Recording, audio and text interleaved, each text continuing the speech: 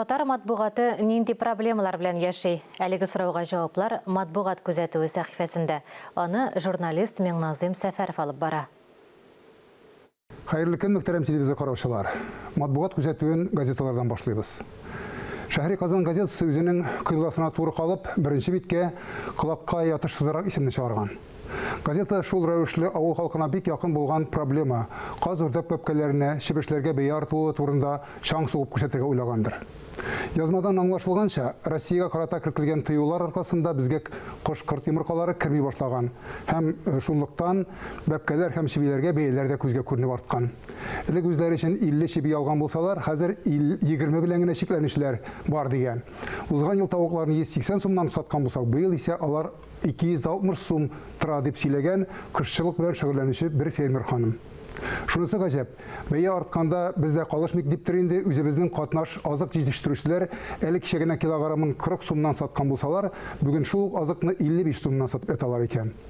Димәк, авыл кешесенә дә авыз тутырып, ит аушавы авырлаша болайга киткәч. Аллаһ ярдәменнән ташламасын диргә генә кала.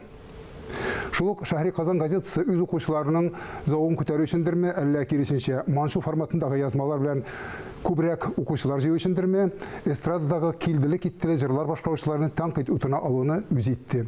Бу юлы җырның җыртыгы бар сәхифәсендә иркәгә эләккән. Андый чакларда мәрхүмә Хәмдүнә апа шәйнәп карадылар, җиталмадылар дип җавап бирә торган иде. Ватаным Татарстан газетасы үзенең беренче битенә язгы ташу темасын чыгарып биргән. Гадәттән тыш хәлләр министрлыгының раславынча, Татарстанда 200-дән артык пунктны су басу куркынычы бар икән.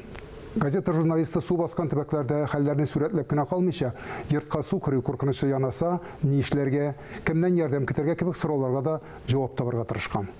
Баксаң, су басуның зыяны белән бергә файдасы да җитәрлек икән. Бары тик безгә язгы ташу белән бергә яшәргә иренәсе генә кала. Газетада шулай ук татарның беренче булып Советлар Союзы герое исемен алган Гөлфан Батыршин турындагы язмада күпләр кызыксынып укыгандыр дип уйларга кирәк. Дару кытлыгы дип шомланган кешеләрне тынычландыру өчен газета тулы бер битлек язма бастырган. Кыйммәтле даруларны алыштырырлык ак тимәләр исемлеген кисеп алып саклауга куючылар да булгандыр әле. Сәясәтчеләрнең хаталары халыкка афәт булып ишелеп төшә. Украинадагы махсус операция меңләгән, миллионлаган кешеләрнең язмышын качаклыкка китереп тоташтырды. Россиягә генә дә 348 меңнән артык шундый качак кайткан. Шуларның Татарстанга кайтучылары авыр язмышы белән Сөембикә журналыннан укып танышырга була. Әби бабайлар тик торганнан гына әйтмәгән инде аны, махсус операция генә була күрмәсен дип.